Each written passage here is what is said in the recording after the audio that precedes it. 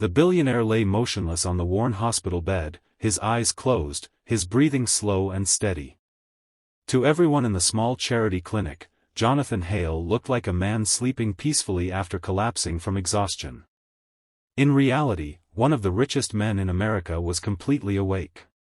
For years, Jonathan had trusted people too easily. Friends had betrayed him. Business partners had lied. Even members of his own family had cared more about his fortune than his happiness. After hearing endless stories about kindness from strangers, he decided to conduct one final test before donating half of his wealth. He wanted to know if genuine compassion still existed. Only the clinic's elderly doctor knew the truth. "Don't tell anyone who I am," Jonathan had whispered. "I want to see how people treat a helpless stranger." The hours passed quietly. Some visitors glanced at him and walked away. Others checked whether he carried an expensive watch or wallet before losing interest. A few nurses adjusted his blanket, but nobody stayed longer than necessary. Late in the afternoon, the clinic door creaked open. A thin boy, no older than 11, stepped inside carrying a faded backpack. His clothes were patched, and his sneakers were so worn that his toes almost poked through the front. His name was Noah. He wasn't there for treatment. Every afternoon after school, Noah helped clean the clinic to earn enough money for bread and medicine for his sick grandmother. As he swept the hallway, he noticed the lonely man sleeping. He paused. The blanket had slipped from Jonathan's shoulders. Without saying a word, Noah gently picked it up and tucked it around the stranger, careful not to wake him. Jonathan felt every movement.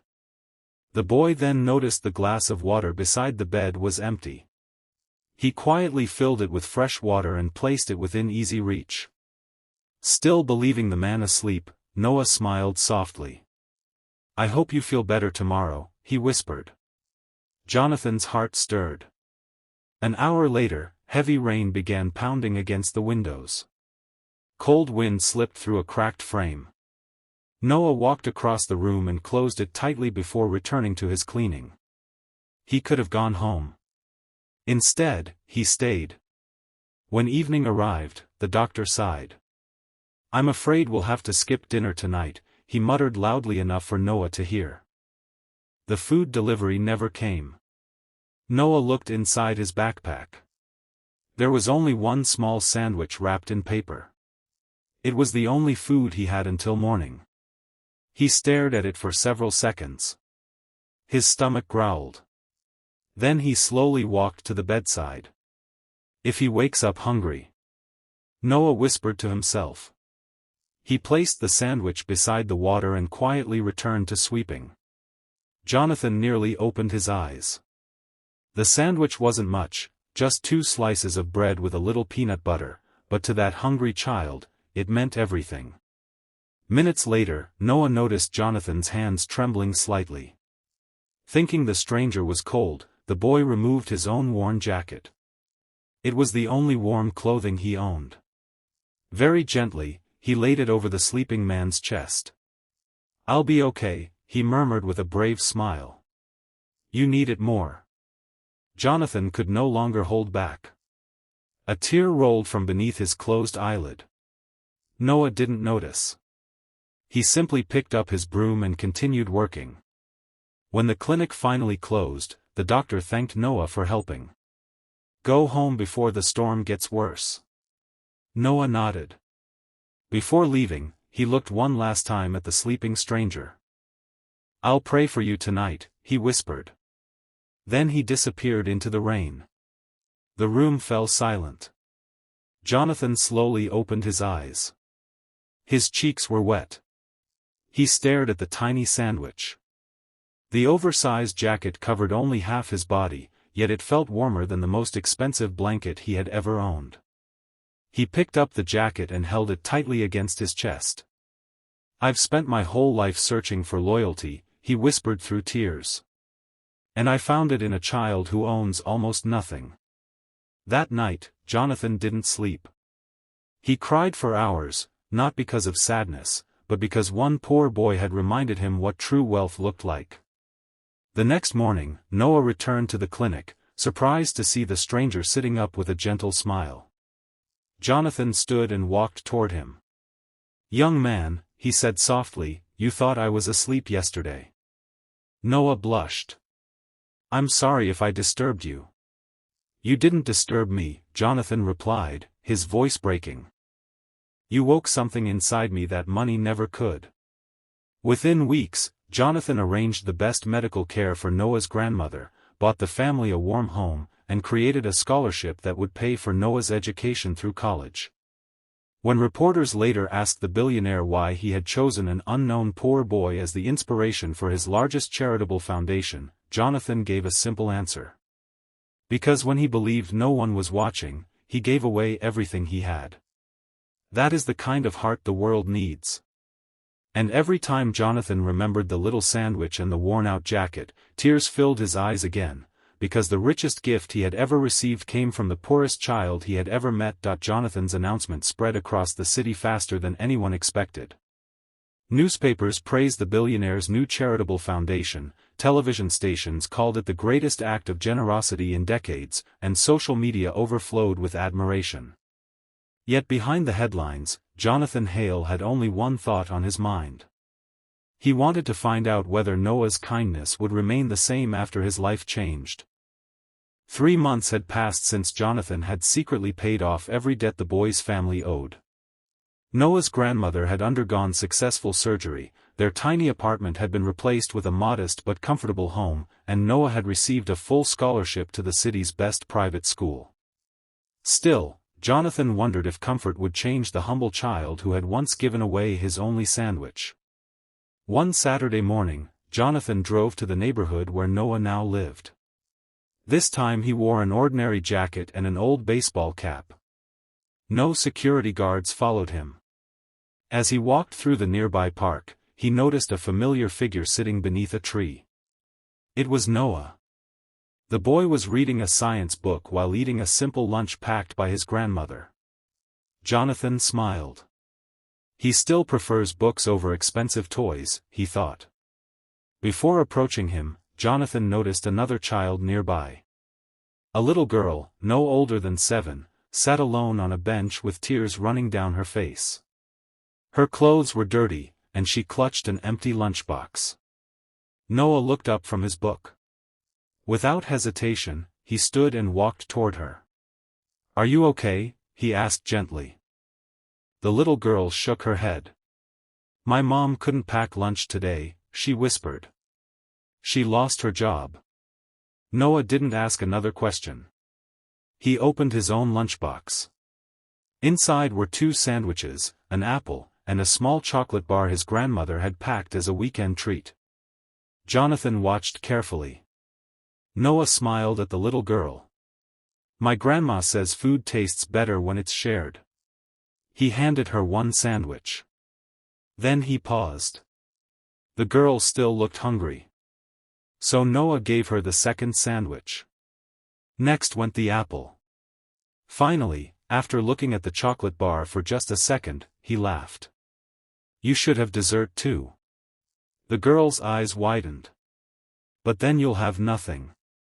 Noah shrugged. "I'll eat when I get home." Jonathan felt his throat tighten. The boy had done it again. Not because anyone was watching. Not because he expected a reward.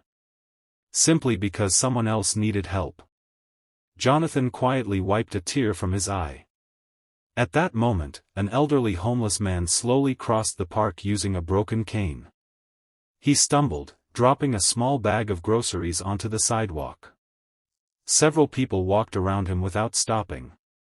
Noah immediately rushed over. "Sir, let me help." He picked up every item, supported the old man to a nearby bench, and noticed the cane was cracked nearly in half. "You shouldn't walk with this," Noah said. The old man smiled sadly. "It's all I have." Without thinking twice, Noah removed the brand-new backpack Jonathan had bought for him and searched inside.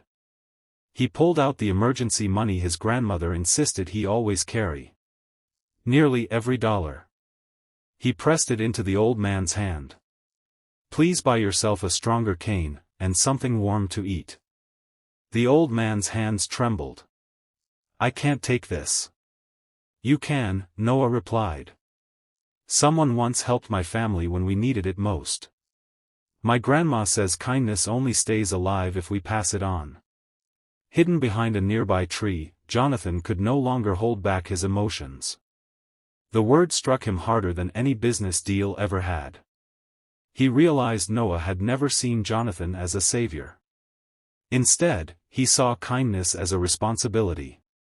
That evening Jonathan returned home, sat alone in his study, and looked at the photograph of Noah wearing his oversized school uniform on the first day of class. I thought I rescued that boy, Jonathan whispered. But he keeps rescuing me. For the second time in his life, the billionaire cried through the night, not because he had discovered generosity, but because he had discovered that true kindness doesn't end when life becomes easier. It grows stronger. The next morning, Jonathan made another decision. The foundation would no longer simply give money to people in need. It would also search for children like Noah, children whose hearts were rich long before their pockets ever were. And Jonathan knew that wherever Noah's journey led, the world would become a little brighter simply because one poor boy had chosen, again and again, to put others before himself. The following month, Jonathan Hale invited Noah and his grandmother to the grand opening of the Hale Foundation's new headquarters. Reporters from across the country crowded outside the glass building, eager to hear the billionaire announce his biggest charitable project yet. Noah felt nervous as he adjusted the collar of his neatly pressed shirt. I don't belong here, he whispered to his grandmother. She smiled warmly. My dear, people don't belong in places because they're rich. They belong because of the goodness in their hearts. Jonathan overheard those words and smiled. Inside the auditorium, hundreds of business leaders, politicians, teachers, and volunteers filled every seat. A giant screen displayed photographs of children whose lives had been transformed by the foundation. Everyone expected Jonathan to stand behind the podium alone. Instead, he walked to the microphone and said, "Before I begin, I'd like someone very special to join me." The spotlight turned toward Noah. The boy froze. The audience applauded as Jonathan gently guided him onto the stage. Cameras flashed from every direction. Jonathan looked at the crowd. Many of you believe this foundation exists because I am wealthy. He paused. You're wrong. The room became completely silent. It exists because a hungry boy once gave his only meal to a man he believed would never be able to repay him. Murmurs spread through the audience. Jonathan continued. Months ago, I pretended to be asleep in a charity clinic. I wanted to know whether kindness still existed in a world where money often speaks louder than compassion. He turned toward Noah. This young man never knew who I was. Large photographs appeared on the screen behind them, the old clinic bed, the worn jacket Noah had placed over Jonathan, and the small peanut butter sandwich that had changed everything. Many people in the audience wiped away tears. Jonathan's voice shook. That sandwich was worth more than every luxury dinner I've ever eaten. He reached into his pocket. Carefully, he unfolded a small piece of faded paper. Inside was the original sandwich wrapper Noah had unknowingly left behind that day. I've carried this with me ever since. The audience stood in stunned silence. Jonathan smiled at Noah. You taught me that generosity isn't measured by how much we give.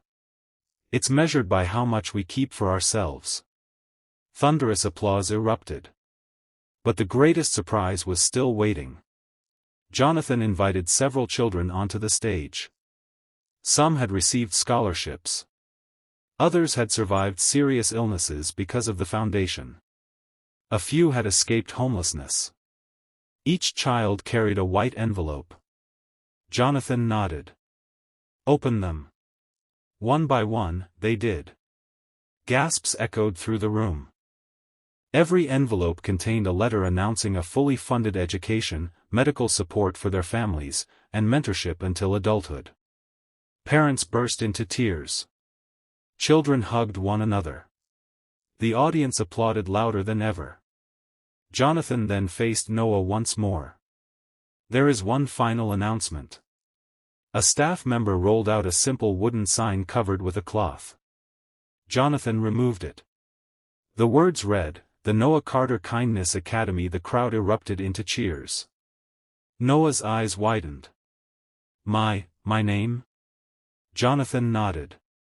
"This academy will teach children something schools often forget, that character matters more than success." Noah's lips trembled. "I didn't do anything special." Jonathan gently placed a hand on his shoulder. "That's exactly why you deserve this honor." Tears streamed down Noah's face. He looked at the audience and quietly said, "If you're kind only when people are watching, that's not kindness." The room fell completely silent. "But if you help someone because you know they're hurting, even when nobody will ever thank you, then you've already changed the world." For several seconds, no one moved. Then every person in the auditorium rose to their feet. The standing ovation lasted nearly 5 minutes. Even experienced reporters lowered their cameras to wipe away tears. That evening, after everyone had gone home, Jonathan and Noah returned to the small charity clinic where their story had begun. The same bed still stood in the corner. The same window overlooked the quiet street. Jonathan smiled. "Funny, isn't it?" "What is?" Noah asked. "I came here pretending to sleep so I could test another person's heart." He looked warmly at the young boy beside him. "In the end, it was my own heart that was tested." Noah laughed softly. "I guess we both passed." Jonathan smiled through tears. "No, Noah." He placed a fatherly hand on the boy's shoulder. "You didn't just pass. You reminded an entire world that the richest people aren't the ones who have the most money. They're the ones who never stop giving love." Years later, people would remember Jonathan Hale as one of the greatest philanthropists in American history.